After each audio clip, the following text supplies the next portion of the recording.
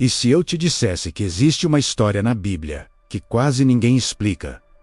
Uma história sobre anjos que abandonaram o céu. Não estou falando de Lúcifer, não estou falando da queda que você já conhece. Estou falando de outra rebelião.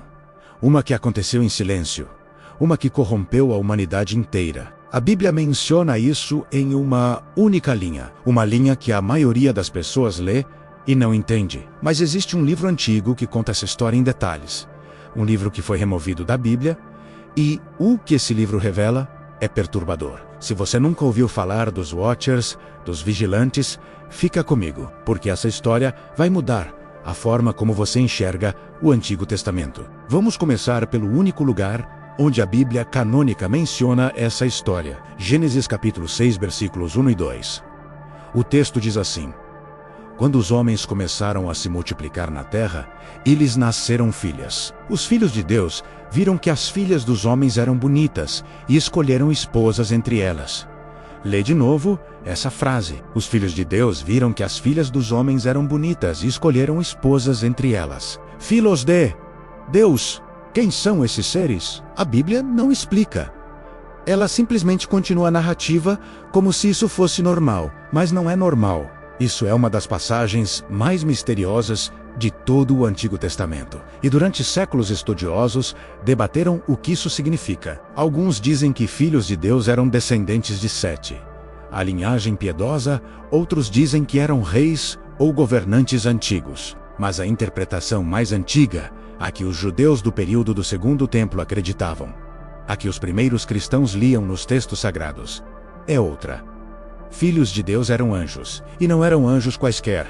Eram anjos de uma classe específica, designados para uma missão específica: observar a humanidade. É aqui que entra o livro de Enoque, um texto que não está na sua Bíblia hoje, mas que era considerado sagrado pelos judeus antes de Cristo. Um texto que o apóstolo Judas citou diretamente na sua epístola. Judas capítulo 1, versículos 14 e 15, é uma citação direta do livro de Enoque.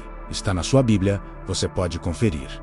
Então por que esse livro foi removido? Por que a igreja decidiu que esse texto não deveria fazer parte do cânon? Talvez porque o que ele revela seja perturbador demais. Mas antes de eu te contar o que o livro de Enoque diz sobre os Watchers, você precisa entender quem foi o homem que escreveu esse relato.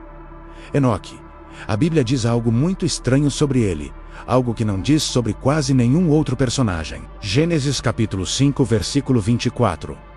Enoque andou com Deus, e já não existia, porque Deus o levou. Você entendeu o que esse versículo está dizendo? Enoque não morreu. De todos os homens que viveram antes do dilúvio, de todas as gerações de Adão até Noé, Enoque foi o único que não experimentou a morte. Ele simplesmente desapareceu. Deus o levou. A tradição judaica e o próprio livro de Enoque explicam o que aconteceu. Enoque foi levado ao céu em vida. Ele viu coisas que nenhum ser humano jamais viu. Ele viu o trono de Deus. Ele viu a hierarquia dos anjos. Ele viu os segredos do cosmos. E ele viu os anjos que se rebelaram. Enoque foi testemunha ocular da história que eu vou te contar agora. Os Watchers, em hebraico a palavra é Irim, em grego é Gregoroi. A tradução literal é os que observam, ou os vigilantes. Segundo o livro de Enoque, esses eram anjos de alta hierarquia. Eles não foram criados para adorar no trono como serafins. Eles foram designados para uma missão específica: vigiar a humanidade. Pensa nisso por um segundo. Deus criou o homem e colocou anjos para observar, para proteger, para relatar o que acontecia na terra.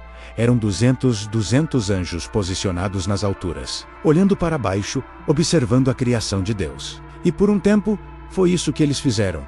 Apenas observaram. Mas então, algo mudou. Enoque, capítulo 6, versículos 1 e 2. E aconteceu que quando os filhos dos homens se multiplicaram, naqueles dias nasceram-lhes filhas belas e formosas. E os anjos, os filhos do céu, viram-nas e desejaram-nas. Você percebeu a diferença? A Bíblia diz que eles viram e escolheram esposas. O livro de Enoque diz que eles viram e desejaram. Esses anjos, que tinham a missão de observar, começaram a cobiçar. E aqui é onde a história fica sombria. Eles não agiram por impulso. Não foi uma decisão de momento. Foi um plano, um pacto, uma conspiração celestial. Enoque, capítulo 6, versículos 3 a 6, descreve uma cena que deveria te arrepiar. Senjasa, o líder dos Watchers, reuniu os outros e disse: temo que vocês não queiram realmente fazer isso, e eu sozinho terei que pagar por esse grande pecado. Percebe o que está acontecendo? O líder está com medo. Ele sabe que o que estão planejando é uma transgressão cósmica. Ele sabe que haverá consequências. Mas os outros responderam: vamos todos jurar um juramento e nos comprometer por maldições mútuas a não abandonar esse plano, até que o tenhamos executado. 200 anjos fizeram um pacto de sangue, um juramento vinculado por maldições. Eles se comprometeram uns com os outros a cometer esse ato, juntos, e então desceram. O livro de Enoque diz que eles desceram no Monte Hermon. E aqui tem um detalhe que quase ninguém percebe. A palavra Hermon, em hebraico, vem da raiz Sherem, que significa dedicado à destruição, ou amaldiçoado, ou banido. Eles desceram no Monte da Maldição, dos 200 anjos, abandonando sua posição celestial, pousando no topo de uma montanha cujo nome significa destruição, para fazer um pacto que corromperia toda a humanidade. E esse lugar, o Monte Hermon, aparece de novo na Bíblia, séculos depois, na história de Jesus. Guarda essa informação, porque eu vou conectar isso mais pra frente, e quando você entender, tudo vai fazer sentido. Agora, o livro de Enoque faz algo que a Bíblia não faz. Ele lista os nomes dos líderes. Eram 20 chefes, cada um comandando 10 anjos, 20 líderes dos 200 anjos. Senjasa era o comandante supremo, o que convenceu os outros, o primeiro a desejar. Mas tinha outro, um que talvez seja o mais importante de todos, um cujo nome você precisa guardar. Azazel. Se Senjasa era o líder da rebelião, Azazel era o mestre da corrupção. Cada um dos 20 líderes ensinou algo específico à humanidade, conhecimentos que não deveríamos ter, segredos que corromperam nossa espécie. Mas Azazel ensinou as coisas mais destrutivas de todas. E é exatamente isso que eu vou te mostrar na próxima parte. O que exatamente os Watchers ensinaram? Eram apenas conhecimentos? Ou eram armas de corrupção espiritual? Por que Deus ficou tão irado que decidiu destruir quase toda a vida na Terra? E o que nasceu da união desses anjos com mulheres humanas? Os Nephilim. Essa história está apenas começando. Na parte anterior, você descobriu quem eram os Watchers, os 200 anjos que abandonaram o céu e desceram no Monte Hermon. Você viu que eles fizeram um pacto, um juramento de sangue celestial, e que cada um dos 20 líderes tinha uma função específica. Mas eu te deixei com uma pergunta: o que exatamente eles ensinaram? E mais importante, por que esses conhecimentos eram tão perigosos que Deus decidiu destruir quase toda a vida na Terra por causa deles? É isso que você vai descobrir agora. O livro de Enoque não apenas conta que os Watchers ensinaram coisas proibidas. Ele detalha exatamente o que cada líder ensinou, nome por nome, conhecimento por conhecimento. E quando você vê a lista completa, você começa a entender a dimensão da corrupção.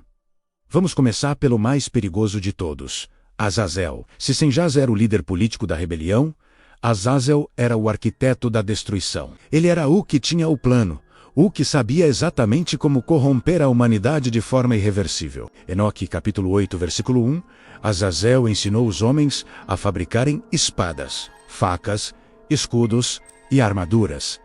Você entendeu o que isso significa? Antes de Azazel, a humanidade não conhecia a guerra, não da forma organizada, não com armas de metal, não com a intenção de destruição em massa. Azazel ensinou a humanidade a se matar.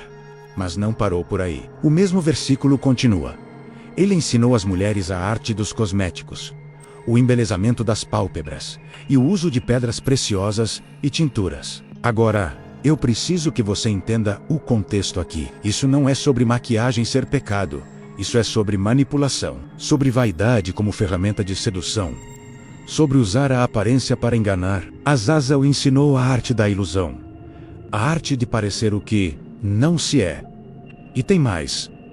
Enoque diz que ele ensinou toda sorte de iniquidade. Ele mostrou aos homens como extrair metais da terra, como trabalhar o ouro e a prata, como criar adornos que alimentavam a cobiça. Um anjo, em uma geração, transformou a humanidade. Antes de Azazel, os homens viviam de forma simples. Depois de Azazel, eles conheciam guerra, vaidade, cobiça e engano. Mas Azazel não estava sozinho. Cada um dos 20 líderes ensinou algo específico. E quando você junta tudo, você vê um plano, uma estratégia coordenada para corromper cada aspecto da existência humana. Senjaza, o líder supremo, ensinou encantamentos e o corte de raízes. Em outras palavras, ele ensinou feitiçaria, magia baseada em elementos da natureza, manipulação espiritual. Armaros ensinou como desfazer encantamentos, ou seja, contra feitiços. Ele deu à humanidade o conhecimento de guerra espiritual, mas do lado errado. Baraquiel ensinou astrologia, a leitura dos astros, para prever o futuro, para tomar decisões baseadas nas estrelas e não em Deus. Cocabel ensinou os sinais das constelações, ele mapeou o céu e ensinou os homens a adorar a criação ao invés do Criador. Tamiel ensinou os segredos das estrelas, conhecimentos astronômicos que a humanidade não deveria ter, não naquele momento, não daquela forma. Sariel ensinou os ciclos da lua, conhecimentos sobre tempos e estações que foram usados para rituais, para práticas ocultas. Ezequiel ensinou o conhecimento das nuvens, controle climático, manipulação da natureza. Penemui. Esse é interessante. Enoque diz que ele ensinou aos homens a escrita, o uso da tinta e do papel. Agora, espera um pouco. Escrita é ruim? Não necessariamente. Mas o texto diz algo específico. Ele ensina os segredos amargos, conhecimentos que foram escritos e passados adiante, conhecimentos que perpetuaram a corrupção por gerações. E Casdeja, talvez o mais sinistro depois de Azazel. Ele ensinou os golpes mortais contra o espírito, abortos, venenos e picadas de serpentes. Você está acompanhando a dimensão disso? Em uma ou duas gerações, a humanidade que vivia em relativa inocência foi inundada com conhecimentos de guerra, magia, ocultismo, manipulação, vaidade, cobiça, astrologia, feitiçaria, venenos e morte. E tudo isso veio de anjos, seres que conheciam os segredos do céu e decidiram derramá-los na terra. Mas aqui é onde eu preciso te fazer uma pergunta importante. Por que isso era tão grave? Por que Deus reagiu de forma tão extrema? Afinal, conhecimento é conhecimento, certo? O que tem de tão errado em aprender sobre metalurgia, astronomia ou escrita? A resposta está no propósito. Esses conhecimentos não foram dados para edificar a humanidade, foram dados para corrompê-la, foram dados fora do tempo de Deus, fora do plano de Deus, por seres que estavam em rebelião contra Deus. Era conhecimento envenenado. Imagina dar uma arma nuclear para uma criança de 5 anos. Ela não tem maturidade para aquilo. Ela não tem contexto. Ela não tem sabedoria para usar aquele poder. Foi isso que os Watchers fizeram. Eles deram à humanidade conhecimentos que ela não estava pronta para receber. E o resultado foi devastador. Enoque capítulo 8, versículos 2 a 4, descreve o que aconteceu. E houve grande impiedade e muita fornicação, e eles erraram, e todos os seus caminhos se tornaram corruptos. A humanidade inteira foi contaminada. Mas ainda tinha algo pior acontecendo.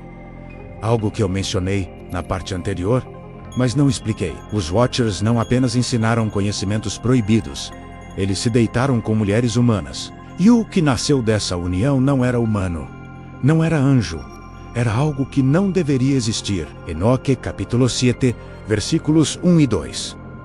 Todos eles tomaram para si esposas, cada um escolhendo a sua própria, e começaram a se relacionar com elas, e a se contaminar com elas. Anjos, seres espirituais criados para servir a Deus, assumindo forma física, tendo relações com mulheres humanas. Isso era uma abominação na ordem mais profunda da criação. E o versículo continua: e elas ficaram grávidas, e deram à luz grandes gigantes. Nefelim, essa palavra em hebraico, vem da raiz nafal, que significa cair ou os caídos, mas também pode significar os que fazem outros cair. Os Nephilim eram os filhos dos Watchers, híbridos de anjo e humano. E eles não eram normais. Enoque diz que eles eram gigantes seres de estatura monstruosa e o apetite deles era proporcional ao tamanho. Enoque capítulo 7, versículos 3 a 5. Eles devoravam todo o trabalho dos homens, até que os homens não conseguiam mais sustentá-los. Então os gigantes se voltaram contra os homens e começaram a devorá-los. E começaram a pecar contra os pássaros, as feras, os répteis e os peixes, e a devorar a carne uns dos outros, e a beber o sangue. Você está ouvindo isso? Os Nephilim começaram comendo a comida dos homens. Depois começaram a comer os próprios homens. Depois começaram a comer animais de formas proibidas. E depois começaram a se comer entre si. Canibalismo, beber sangue, abominação total. A terra inteira foi corrompida.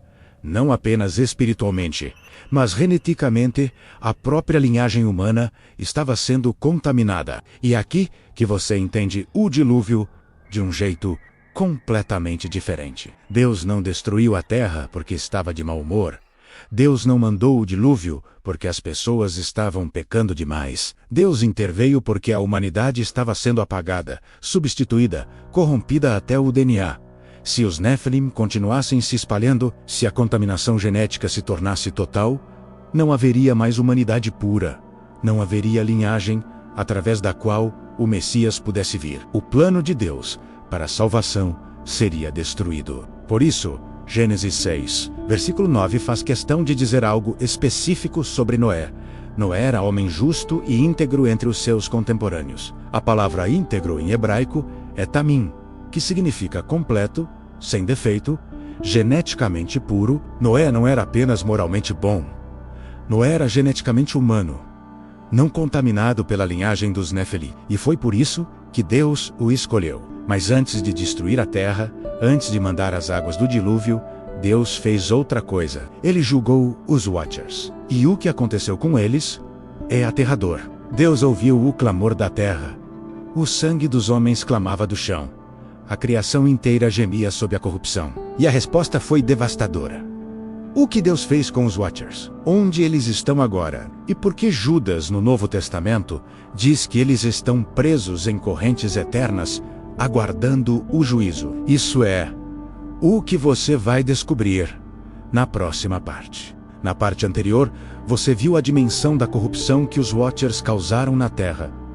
Eles ensinaram conhecimentos proibidos, guerra, magia, ocultismo, vaidade, venenos, e transformaram a humanidade em algo que Deus não reconhecia mais. Mas o pior foi o que nasceu deles.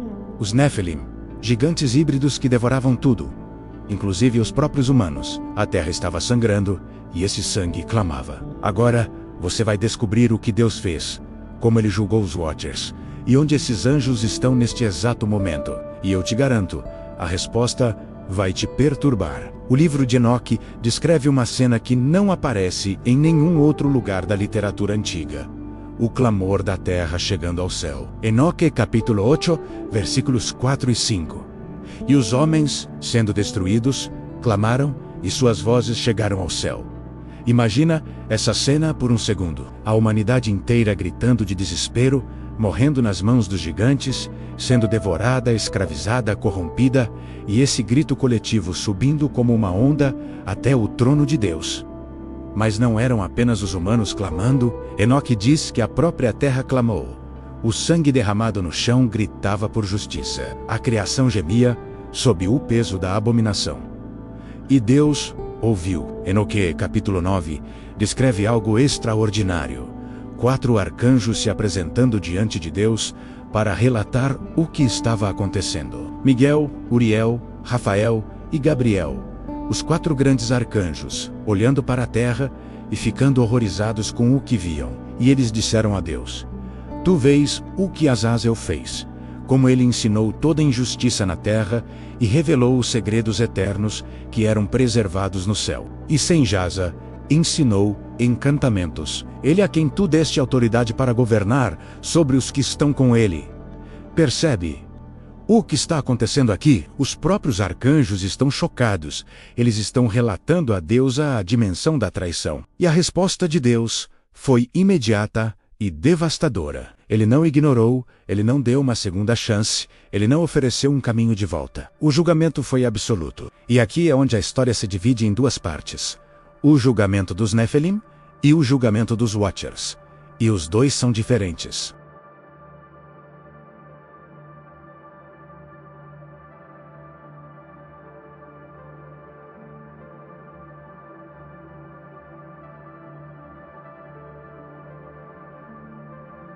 Mas aqui tem um detalhe que quase ninguém sabe.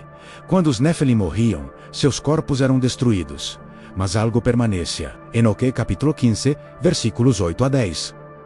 Os espíritos dos gigantes afligem, oprimem, destroem, atacam, lutam e causam destruição na terra. Esses espíritos sairão de sua carne, porque foram criados do alto. Dos santos Watchers foi o seu início. Eles serão espíritos maus na terra. E espíritos maus serão chamados. Você entendeu? O que isso significa? Os Nephilim eram híbridos, metade anjo, metade humano. Quando morriam, seus corpos iam para o chão, mas seus espíritos não tinham para onde ir. Eles não eram humanos completos para ir ao Sheol, não eram anjos para retornar ao céu. Eram algo entre os dois, e ficaram presos aqui. Segundo o livro de Enoque, os espíritos dos Nephilim se tornaram o que conhecemos como demônios. Isso muda tudo. Não muda. Demônios não são anjos caídos. Anjos caídos são os Watchers. Demônios são os espíritos desencarnados dos Nephilim, vagando pela terra, buscando corpos para habitar, causando destruição. Por isso demônios buscam possessão. Eles querem corpos porque foram criados com corpos. Eles anseiam pela carne, porque nasceram da carne. Isso explica tanta coisa que a Bíblia não detalha. Mas agora vem a parte mais aterrorizante: o julgamento dos próprios Watchers. Deus não os destruiu. Destruição seria misericórdia demais. Ele os prendeu. Enoque, capítulo 10, versículos 4 a 6. O julgamento de Azazel. O Senhor disse a Rafael: amarra Azazel de mãos e pés, e lança-o nas trevas. Faz uma abertura no deserto, que está em Dudael, e lança-o ali. Coloca sobre ele rochas ásperas e pontiagudas. Cobre-o de trevas. Ali permanecerá para sempre. Cobre seu rosto para que não veja a luz, e no grande dia do julgamento será lançado no fogo. Azazel, o mestre da corrupção, o que ensinou guerra e vaidade e engano, foi amarrado e jogado em um buraco no deserto, coberto de pedras e escuridão, sem ver luz, esperando o julgamento final. Ele ainda está lá. E Senjaza, o líder, o que convenceu os outros, Enoque capítulo 10 versículos 11 a 13. O Senhor disse a Miguel: vai, prende Senjaza e seus companheiros que se uniram às mulheres e se contaminaram com elas. Quando seus filhos se matarem uns aos outros, e quando eles virem a destruição de seus amados, amarra-os por 70 gerações debaixo das colinas da terra, até o dia do julgamento. 70 gerações debaixo da terra, eles foram forçados a assistir seus filhos se destruindo, e depois foram acorrentados em prisões subterrâneas, no escuro, no silêncio, esperando o dia do julgamento final. E aqui é onde o Novo Testamento confirma tudo isso. Judas, versículos 6 e 7. E aos anjos que não guardaram o seu principado, mas deixaram a sua própria habitação, reservou na escuridão e em prisões eternas até o juízo daquele grande dia. Assim como Sodoma e Gomorra e as cidades circunvizinhas, que se entregaram à fornicação e foram após outra carne, foram postas, por exemplo, sofrendo a pena do fogo eterno. Judas está falando dos Watchers, anjos que não guardaram seu principado. Anjos que abandonaram sua posição, deixaram sua própria habitação, deixaram o céu e desceram à terra, se entregaram à fornicação e foram após outra carne, se deitaram com mulheres humanas. E onde estão? Na escuridão e em prisões eternas. Pedro confirma a mesma coisa em 2 Pedro capítulo 2, versículo 4.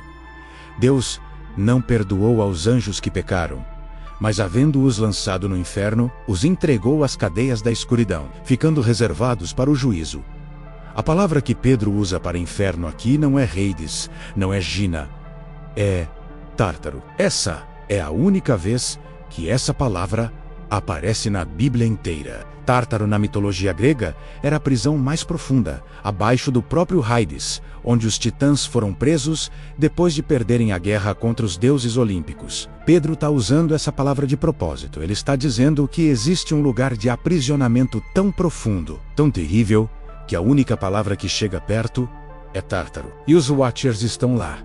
Agora, neste momento, acorrentados no escuro, esperando, mas a história ainda não acabou. Porque depois de prender os Watchers, depois de fazer os Nephilim se destruírem, ainda tinha um problema. A humanidade inteira estava corrompida. O conhecimento proibido tinha se espalhado. A contaminação genética estava avançando. Quase não restava linhagem pura. E foi aí que Deus tomou a decisão mais radical da história. Ele mandou Uriel até Noé e Enoque. Capítulo 10, versículo 1 a 3.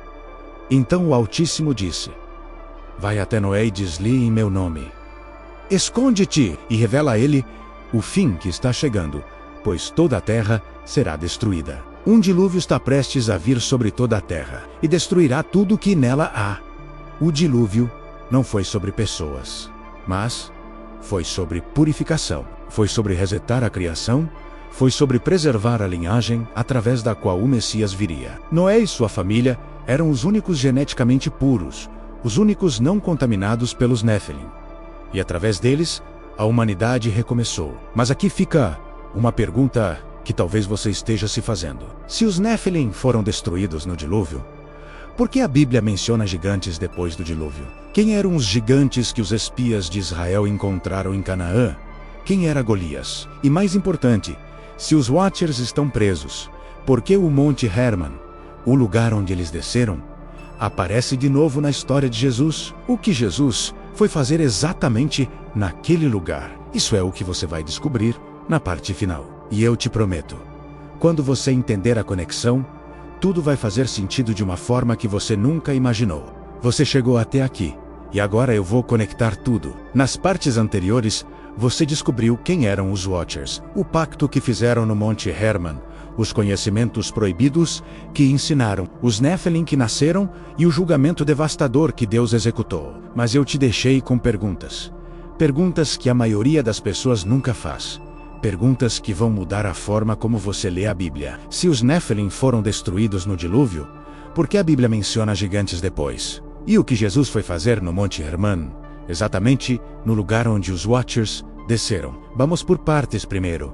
Os gigantes pós-dilúvio. Quando os 12 espias foram enviados para explorar a terra de Canaã, eles voltaram apavorados. Números capítulo 13, versículos 32 a 33. A terra que fomos explorar devora os que nela vivem. Todo o povo que vimos são homens de grande estatura. Vimos ali os Nephilim, os filhos de Anak. Descendentes dos Nephilim, parecíamos gafanhotos aos nossos próprios olhos, e assim também parecíamos aos olhos deles. Os espias usaram a mesma palavra, Nephilim. E depois do dilúvio, a Bíblia menciona outros povos de gigantes, os Refaíns, os Emins, os Anaquins, os Anzumins, e claro, os filisteus, de onde veio Golias. Se o dilúvio destruiu todos os Nefilim, de onde vieram esses? Existem duas teorias principais. A primeira diz que alguns Watchers podem ter tentado novamente depois do dilúvio uma segunda incursão, menor, mais localizada, gerando novas linhagens de gigantes nas terras de Canaã. A segunda teoria sugere que a contaminação genética pode ter sobrevivido através das esposas dos filhos de Noé. O texto bíblico diz que Noé era geneticamente puro, mas não especifica sobre suas noras. Seja qual for a explicação, uma coisa é clara: Deus ordenou a destruição total desses povos quando Israel entrou em Canaã. Deuteronômio está cheio de comandos para aniquilar completamente essas nações. E agora você entende por quê. Não era genocídio étnico, era purificação genética. Era eliminar os restos da contaminação dos Watchers. Josué, Caleb, Davi, todos eles lutaram contra descendentes de gigantes e venceram. A linhagem dos Nephilim foi sendo exterminada, geração após geração, até que não restasse mais nenhum. Mas os Watchers originais ainda estão presos. Ainda estão esperando no Tártaro. E a história deles cruza com a história de Jesus de uma forma que vai te arrepiar. Vamos para o Monte Hermon. Lembra o que eu te pedi para guardar na primeira parte? O Monte Hermon. O lugar onde os 200 anjos desceram. O lugar do pacto maldito. Esse monte fica no extremo norte de Israel, na região de Cesareia de Filipe. E é exatamente para esse lugar que Jesus levou seus discípulos em um dos momentos mais importantes do seu ministério. Mateus capítulo 16, versículos 13 a 18. Chegando Jesus à região de Cesareia de Filipe, perguntou aos seus discípulos: quem os homens dizem que o Filho do Homem é? Jesus não fez essa pergunta em Jerusalém, não fez em Cafarnaum, não fez na Galileia. Ele levou seus discípulos até o sopé do Monte Hermon, até o lugar exato onde os Watchers desceram. E ali, naquele lugar, Pedro declarou: tu és o Cristo, o Filho do Deus vivo. E Jesus respondeu: sobre esta pedra edificarei a minha igreja, e as portas do Hades não prevalecerão contra ela. As portas do Hades, na base do Monte Hermon, existia uma caverna que os pagãos chamavam de Portões do Hades. Eles acreditavam que era uma entrada para o mundo subterrâneo, um lugar de sacrifícios a Pan e outras divindades. Jesus levou seus discípulos até o lugar mais demoníaco de Israel, o lugar da queda original dos Watchers, o lugar que os pagãos consideravam a porta do inferno, e ali declarou que sua igreja seria edificada, e que nem as portas do Hades a derrotariam. Isso é proposital, isso é estratégico, isso é Jesus plantando sua bandeira no território inimigo. Mas não para por aí.